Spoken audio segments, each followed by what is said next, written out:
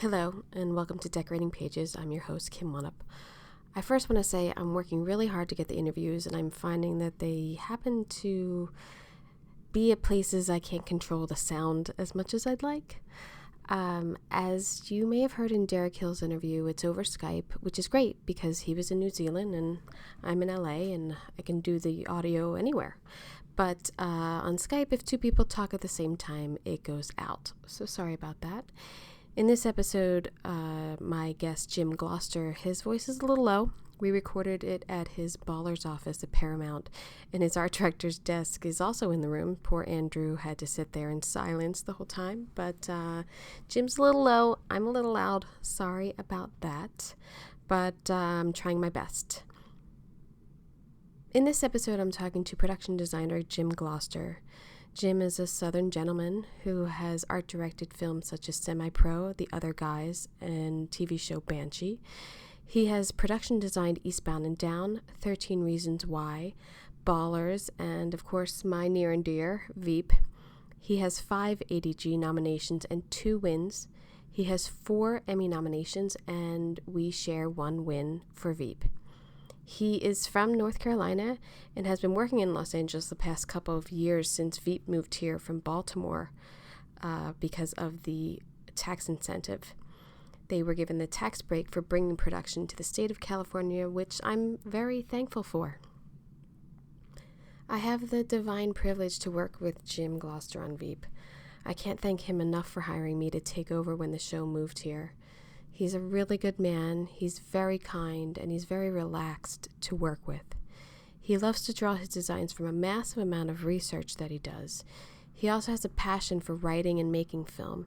In 2010, he wrote, produced, and directed a short called Aphasia, a beautifully told story of the human spirit. I pray I get the chance to work with him again. VEEP was such a hard show, and the type that strips you down to the point that you can't even think straight. Some of our episodes were insane for sets. They had over 40 sets scheduled, and I think only 20 of them might have aired. Multiple locations in a day, huge stage builds that had construction crews working overnight. We were dressing all day long. Sometimes I had like 18, 24 swing guys on, 6 trucks. I mean, that's a lot. It's a lot of furniture, a lot to coordinate. Thank God for my lead man, Patrick Alvin. I did one stretch of working 8 weekends in a row, and I know my guys did the same. It wasn't just us, though. It was every department. Everyone had to give 100% to VEEP. You had to. The bar was set very high, and it shows. It's a fantastic show all around. As I said, we won an Emmy for our work on season 6 of the show, and it has to be my proudest professional moment to date. I hope you enjoy Jim Gloster.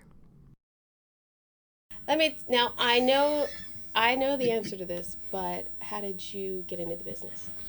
I got into the business because I started in the theater, and then I had children, and I couldn't feed them doing theater. Babies were hungry? Babies were hungry. And so then I was working at a community theater as the tech director designer, building all the sets that I designed, and it was a lot of fun until 6 years later when it was a lot of work. And then I got a commercial. Actually, I quit that, not having a job, because I was just so sick of it. And then it was a very scary thing to do. And then I landed a commercial, just working as a prop guy in a commercial, and made a lot more money than I ever made building sets. In North Carolina? In Charlotte, North Carolina. Yeah. So the commercial was local, or was it a... No, it was... National? It was a national commercial. Nice. Yeah, it was great. And they came from either New York or LA, which they do in Charlotte all the time. And so after that, I did hundreds of commercials. I worked as a prop guy, worked as a set designer, worked as a painter, worked as a lead man. Just whatever I could do to feed those kids, feed those babies. Yeah. It's always that story of I did all these other jobs before I got to where I am. Exactly. Which always helps when you're dealing with every other department. Right. Because then you know what people do. Like, hey, man, I did that. Yeah. I know. I know what I'm asking you to do. Yeah. Because I've been there. Yeah. But yeah, can you do that? I like it when some of the crew will talk to me like I'm in 5th grade. Yeah. Like explaining stuff. We had a guy the other day explain that if I count the 2-foot tiles Oh. on the floor Oh. and I look down, I can envision how long the conference table's going to be. Was that Andrew? No, it wasn't Andrew. Andrew knows better. And then you just ran into Adam McKay? Like, did you just, how did you start working all with Talladega Nights came to Charlotte, North Carolina. And then they got and I came on as the assistant art director. Mm-hmm. And worked with a designer by the name of Clayton Hartley, mm-hmm. who you should interview. I'd love to. Yeah, and he and I became fast friends, and I went all over the country working for him as an art director. Nice. I feel like you become fast friends with a lot of people because you're so nice. Yeah, maybe.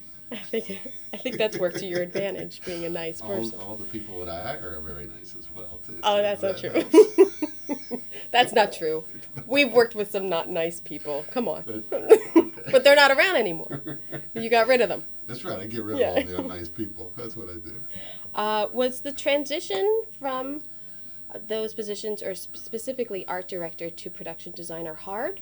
It was scary as hell. Scary. Yeah, because I was on a show, Banshee, in Charlotte, North Carolina, working as an art director, and I was working with the same producers that had done Eastbound and Down, and I'd worked with them on that, and I did all 4 seasons of that.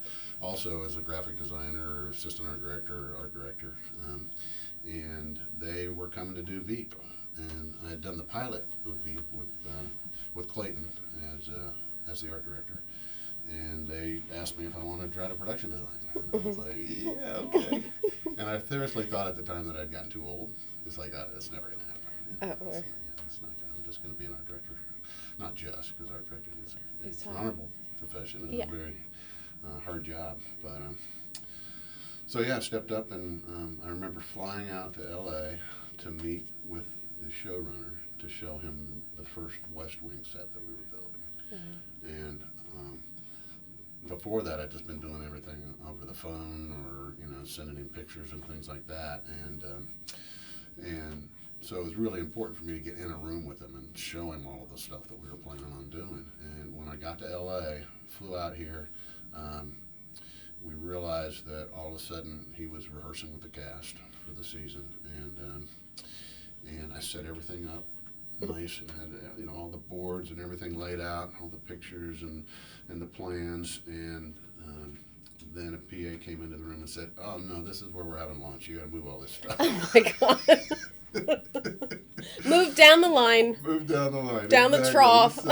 So move down. So I had to pick everything up that I had organized, and I had to take it into another room and lay it out again. And by then it was like it was unorganized and just completely in disarray. And he came into the room, Armando, who was a lovely human being, but he basically gave me about 10 minutes. That's it. So I flew out for a 10-minute meeting.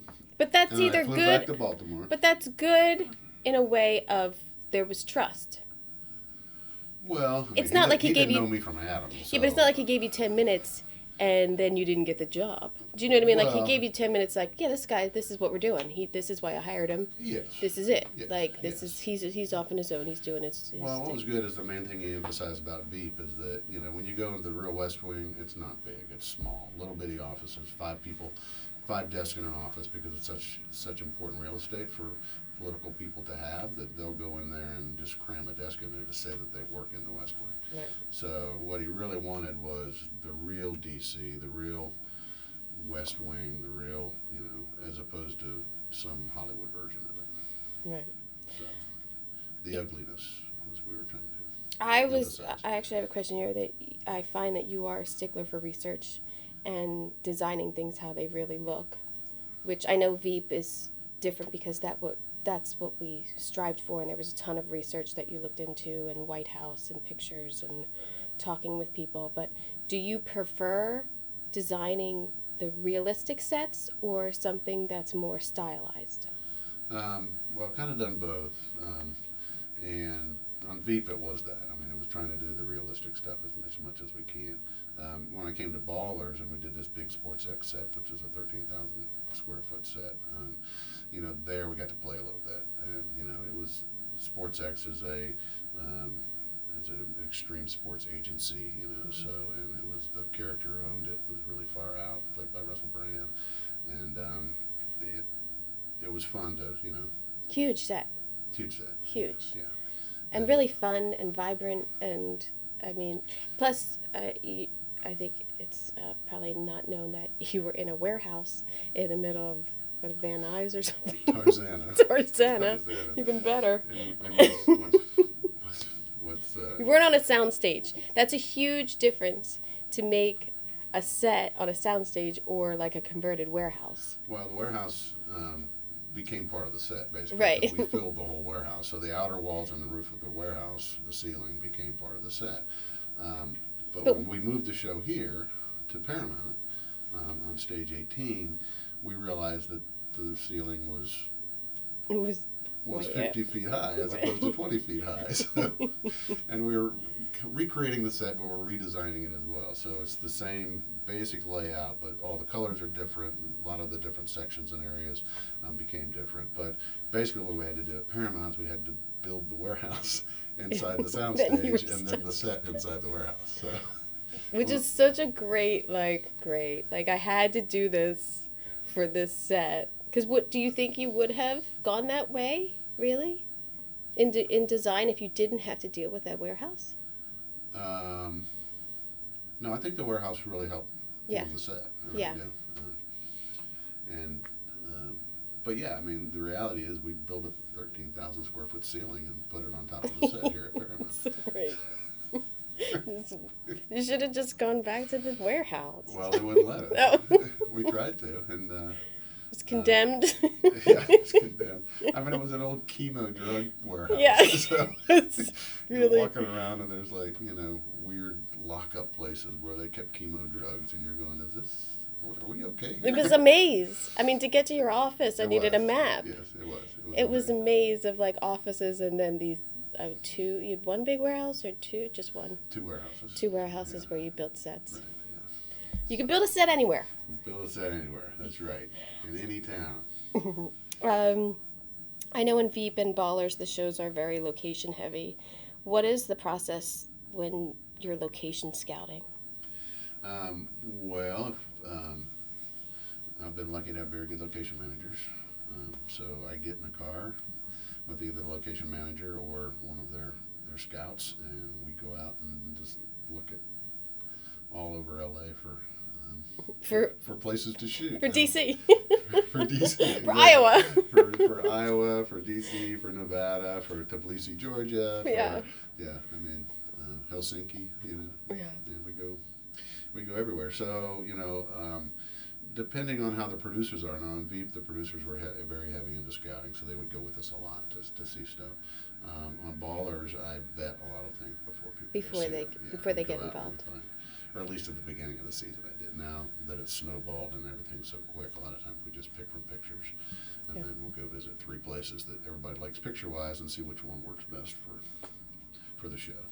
And when you're going into locations, and sometimes and most of the time, they're just big empty rooms, are you more thinking like a director at that point? Like, is this going to work for the scene? Are you thinking design-wise? Like, what do you think of? No, I think I'm pretty much thinking design-wise. I mean, I'm thinking of how it fits with what I see in my head as what the set should be. Yeah.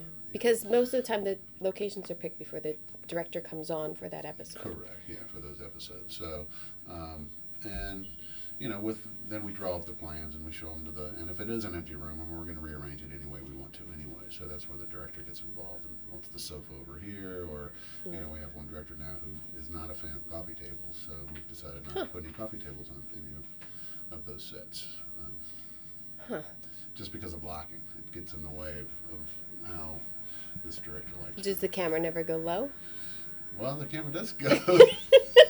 The camera actually, this DP we have is, he loves shooting ceilings, which I love as well. Oh, so, nice. Yeah, because, you know, on VEEP we hardly ever saw any ceilings, and, you know, Rodney Taylor's our DP on Nice. Ballers this season, and yeah, he one of the reasons we put a 13,000 square foot ceiling on Because he was going to SportsX, see it. He was going to see it, yeah. Well, that's nice. I mean, the poor coffee table's suffering, but I guess the ceiling gets a lot of play. Right, exactly, yeah. But I would think, I mean, I know with actors, if they're tall, like with Jonah, there were things we purposely did to, like, I know like the podium, I'd look for like the lower one just to make him look gigantic Right. Yeah, or anything. But is it, do you have a lot of tall actors for the ceiling? No, they're regular, right? They're just the Rock is tall. Like, you're not making it for... No. It's not. No, not for that. It's just really the DP likes to look at camera angles. So, but you're right on VEEP. It's like in Jonah's mom's house, we made the archway between the living room and the dining room smaller, so that when he stood there, it looked like he was a giant. Yeah. Or he is a giant. The best is that small office. Yes, that was a fun one where he kept banging his head. Banging his head on the ceiling, and then the doorway was like smaller, I think. Or everything in the room was great. I mean, it was so confined. But even there, you want to keep it real. Right. Right. So it's not like we're designing a funny set. We're designing a set where funny things can happen in it. But it has to be that they stuck him up in the attic. Right. And even his West Wing office. There was a story of like he was under the staircase. Correct. So I designed that so that his desk was under the stairwell, wall. So it was really tight and compacted in there for him. One of the things I know that you and I have run into on VEEP is designing and decorating a set for the joke, and then it gets cut, and then our joke is still on the screen, right? And no one else knows why. Yes, exactly. Yeah, I think that happened in the Cap David episode because the way it got edited, they were supposed to be swapping cabins for various different reasons, and then when they edited, it didn't quite make sense. It didn't make sense, and then it just looked like, are they in a different, or did they just change their drapes? Like it didn't. Yeah, we get caught in that. I mean, I feel like that happens in most of TV. Edit kills sometimes. Oh, for sure. Kills decisions that are made for that. Especially when they don't have time for wide shots, and so all we see is the heads, the actor's head in front of our lovely sets. Yeah. What's the let me ask you, what's the worst part of production designing? Sitting in a van. Yeah, you're in a van a lot. I'm in a van a lot, especially on Baller, because it's such a location-heavy show. Yeah. And the good thing about it is I've learned LA. I'm not from here. I'm from Charlotte, North Carolina. So I know this town really well now, all over. I mean, Malibu mansions to. And it's quite a versatile city. I mean, you're able to shoot a lot of different cities in this town. Yes, yeah, definitely. You can get that look. It's also very nice though when you don't have to. Like Ballers is LA for LA now, so that's nice to not have to worry about making it feel like something else. I only did one show where it was LA for LA. It was so nice. Yeah, it was so nice. But the real joy is building and designing sets, or designing sets to be built. It's like we did a Sirius XM radio station for this season of Ballers. Oh, nice. And it was, it really turned out well. I think everybody's very happy with it, and it even inspired the writers to write, more stuff to it, kind of thing. So that's always nice. That's a win. That's a win, and that happened with SportsX last year too. I believe it's that big set was only supposed to be in like 2 episodes, and it ended up being in all the episodes. So they wrote to it once they saw it, and saw they could play on it so much. Yeah. So that's your favorite part of being a designer. Yeah. It's the build. Is the design of the build. That's the fun part. Who's your favorite decorator? Okay, don't answer that. Please don't answer that. Wow, I was told there'd be no loaded questions. All right. Who influenced you? Like what? Like you wanted to get into design and everything, but what influenced you? Specific people or films or? Most of my influence came back in my theater design days, to be honest with you. I mean, I don't look at a lot of other television designer or movie designers' work. I mean, I'm impressed by it when I see a really good movie and wonderful design, and I want to write that designer and say, oh man, that was awesome. It's like, just watch Chernobyl. And I mean, I can't get through it. It's too depressing. I can't imagine. I mean, it's just so gorgeous in terms of its, That's how I feel about Fosse Verdon. Like, I don't, it's not like, I don't really care about. the sets are like, wow. Yeah. Wow, And I love being wowed by yeah. people's work. I think it's amazing just to turn and watch something and go, oh my God, that's amazing. Yeah. So I'm inspired by that for sure. It's like, oh, I want to be that Yeah. level. I want to Yeah. get to that. Theater-wise, there was a designer, Boris Aronson, famous designer, and I've had his book for years and used it for inspiration time and time again for a lot of my set designs.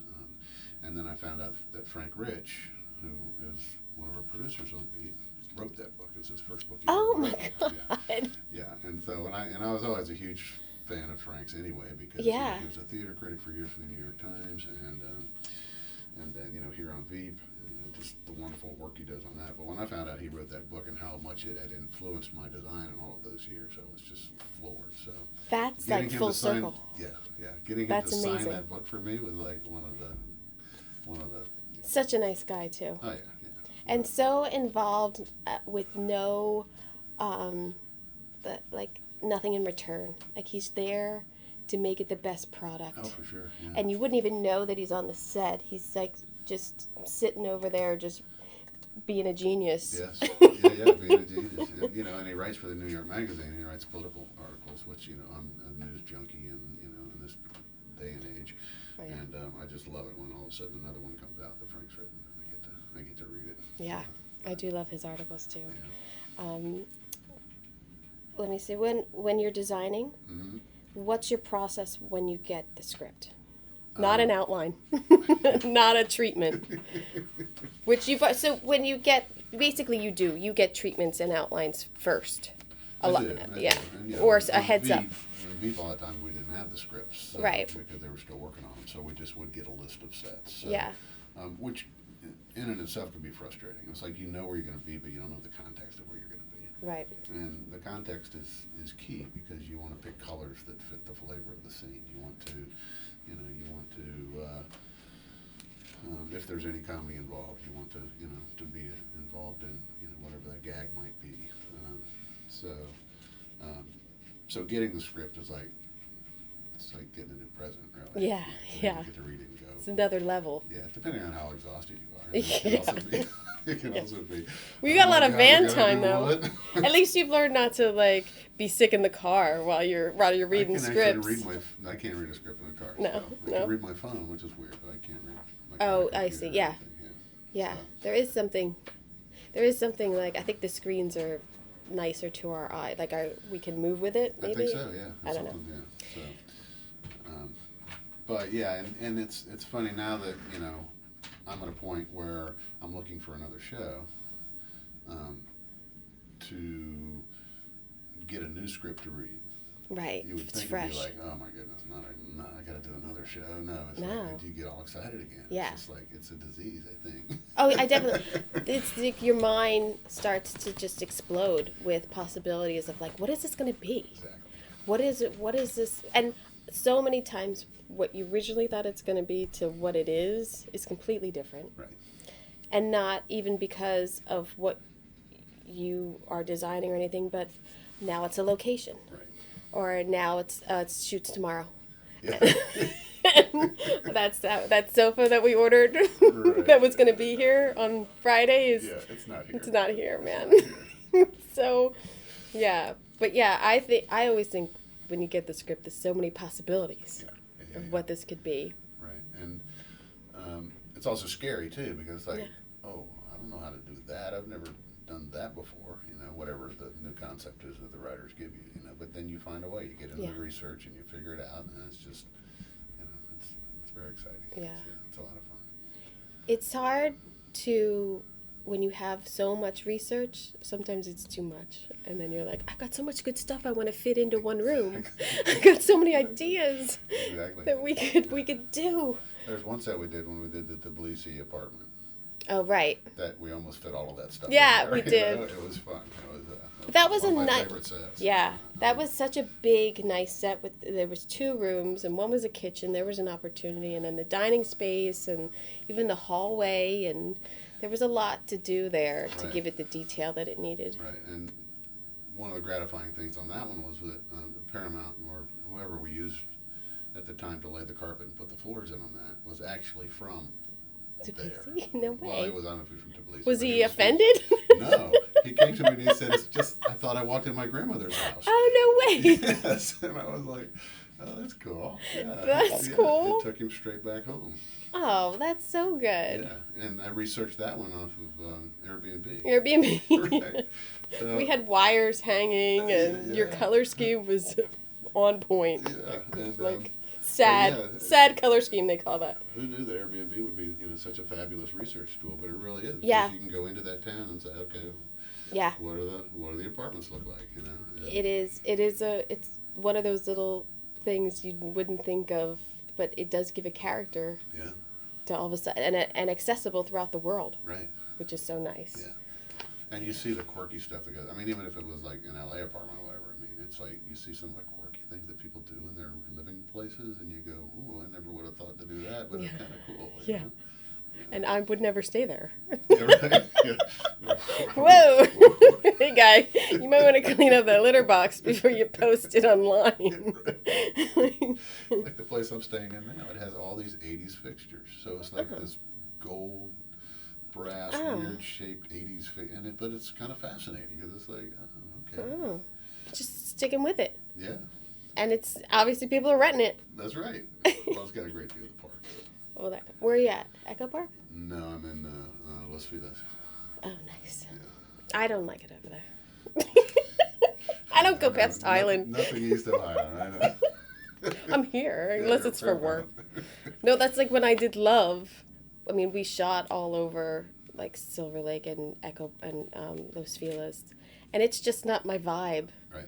It's such a distinct look over there and distinctness of, I mean, the architecture's great, really, because there's a lot of old mid-centuries and the Spanish influence is there, and there's really some great houses and everything. But the roads are bad. Yeah. They don't have a Target. Yeah. I don't know where their Ralph's is. Like, I don't know what's going on over there. Fix your roads. That's my biggest thing. The road. My fascination is with the coyotes because I see them almost daily there, driving into work or driving home. Oh, that's crazy. Yeah, and so They must be hungry. I've actually been able to identify a few of them because there's a female who's been injured, so she's limping kind of. Oh. Yeah. And then there's a couple of males, and I think they're all probably part of the same pack. But I was driving to work the other morning, and as I'm going down the road, this coyote is in front of the road from me. He sees me, turns and runs, and then these two huge crows come in front of my car and start dive bombing this poor coyote. Oh, no. And he's like, what the hell, man? Out for a like, stroll. I wish I had got my phone out and filmed it because it would have been like me on camera, following this Nature thing happening. Nature in LA. In front of me. Yeah. Crows dive bombing coyotes. Did you ever get to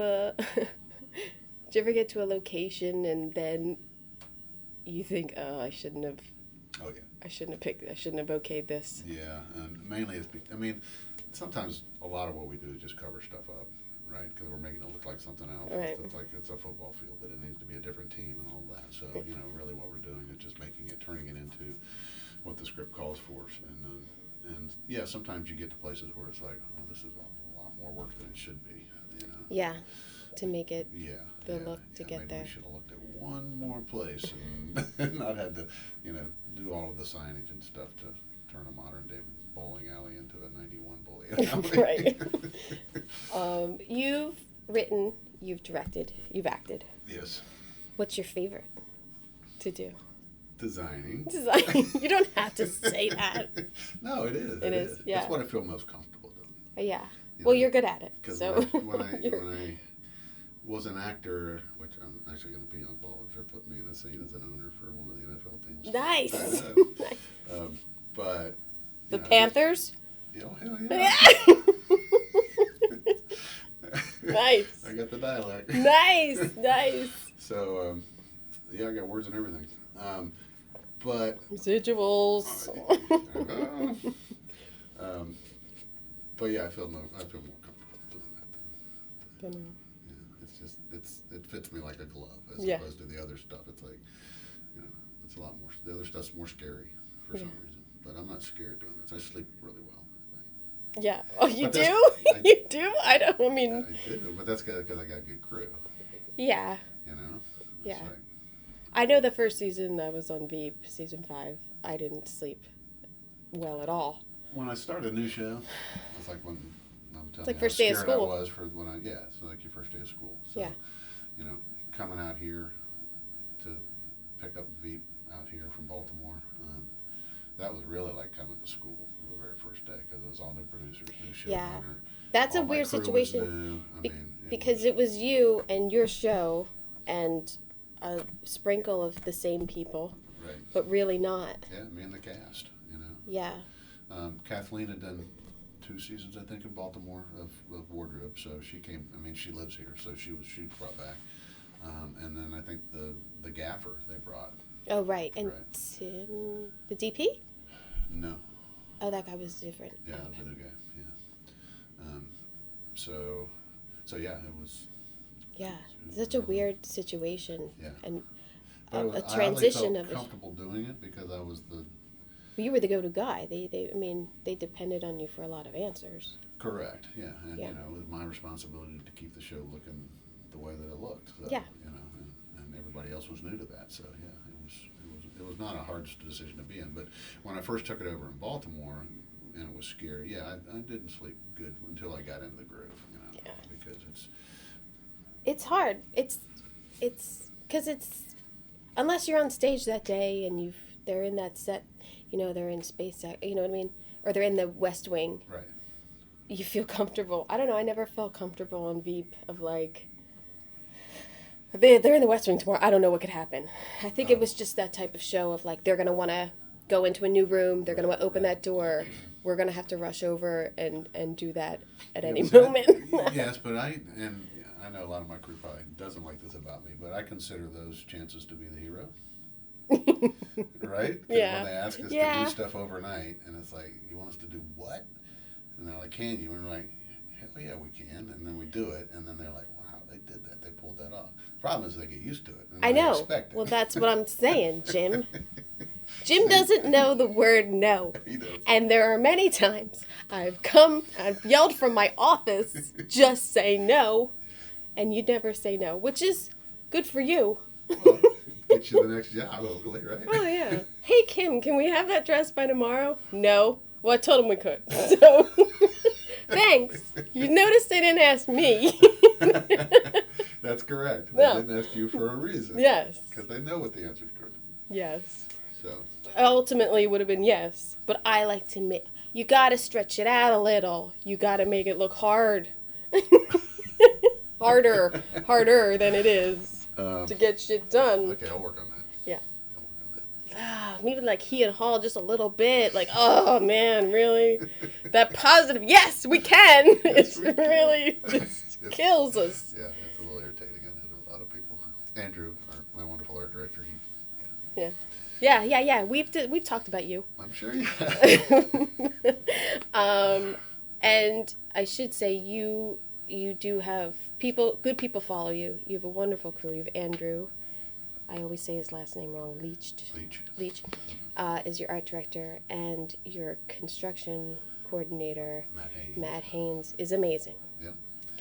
My Our art department coordinator, Rachel. Rachel's stepped fantastic. up as a PA to be art department coordinator. She's amazing. Yeah, we have, blessed to have people Yeah, that, because they want to hang with me, and we've been together ever since I came out here for season 5 of VEEP. So. yeah, I think Matt is. Someone decided to have babies and decided to not come, I but- worked up until the day we were sitting at breakfast that day. Come on. I gave it all I could, Jim. I was at work 6 days later. Shove the babies back. Come on. Yeah. We got another episode to do. Gotta finish. They're in the hospital. It's fine. It was good. It was fine. They were fine. They don't know. They'll never know. No. But you went to work, Mom? We were in the hospital. Yeah, you were fine. It's a total Philly attitude. You're fine. How are crews when you go home and work?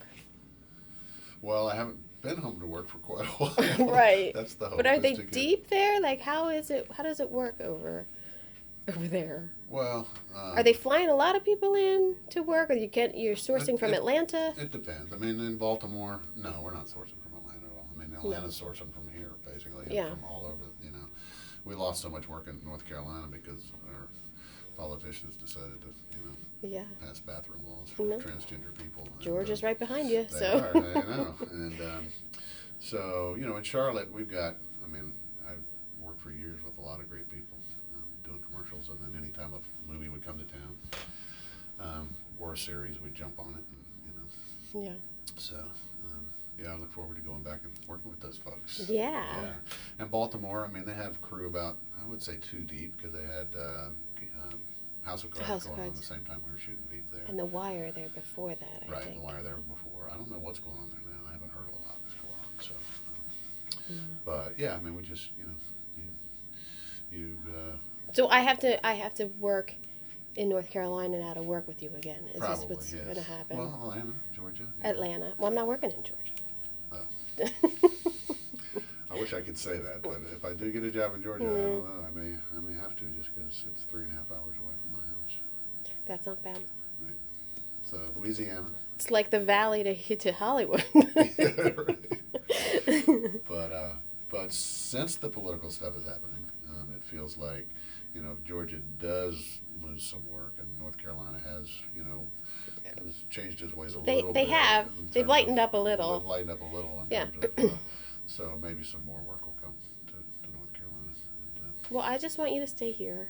I just want to work with you. I know. I don't. It sucks because I know you want to go home. Yeah, I want to be with my wife and Family my and family your and doggies, dogs, and you got a beautiful house and we're building a house. amazing parents That's and right. yeah. So there's a lot to be there, and you just when you're here by yourself, you just It wears on you a little. it does. Yeah. I could plot my emotional journey, the start of a show or start of a season, Right. down to, it's like I start off, okay, I'm going to get in shape and Yeah. go eat at all these Cook for great myself. restaurants, and all this good stuff, and then about halfway through, you're like, oh, just give me a Mac and Trader Joe's cheese. burrito. Yeah. Mac and cheese, I'm going to bed. That's right. Yeah. With my bottle of wine. Yeah. Please go home. Good wine here. Can't knock that. Thank you. You're welcome. I'm gonna end it because I think I have to go. Yeah. Okay. Thank you so much for doing this. Oh, you're welcome. Thank you for having me. And I can't wait to work with you again, and I hope I get to, because do it was too. an amazing journey. Oh, yeah. There's nothing. I have like this fear now that was it. That was it for me. I have the same fear too. It's like that was the pinnacle because it was such a fun show. We were so proud to be on it, and it's like, it's so gratifying to be on a show that's really good. Yeah, it's really good, and everyone's good. Yes. You're with the best. It just felt like you were with the best. Right. Cast and writers. Yeah. And us. Us, of course. Yeah. But I said that to Beth, I think that was it. I don't know if I'll ever get that again. Right. No, I'm with you. I think it's. I'm sure there's projects that are unknown to us that has that potential, but it feels so out of reach or something. Yeah. Even though we were just there, Right. it just feels so out of reach. Yeah, it feels very odd not having that show to go back to. It's like every August I was like, okay, I'm going back to. Yeah. That's Gear up. security there. Yeah. Gear up. Yeah. Yeah. But thank you. You're welcome. Thank you. Thank you, Andrew, for being quiet. Yay! Oh, Jim, like I said, I hope our paths cross again. I do think I need to interview him again, and we just talk VEEP. We have so many stories, so many battleground stories that I know he'd love to share. And he's been there since the beginning, so he has more than I do. I hope you enjoyed this episode. If you want to be up to date about our podcast schedule, please visit decoratingpagespodcast.com and subscribe to our newsletter. Also, I'm blogging. What's Wannup watching? Check out my posts every week on the website. You want to know what I'm watching. It's interesting. There's some really good shows out there. The amount of shows that are out there right now is ridiculous. And I find it my duty to watch them all and to share with you the beautiful sets that I see. Thank you for joining me. I hope you got an earful. I'm Kim Wanup for Decorating Pages. Decorating Pages is sponsored by Stogie Floaty, luxury pool floats. Float 'em if you got 'em. Visit stogiefloaty.com.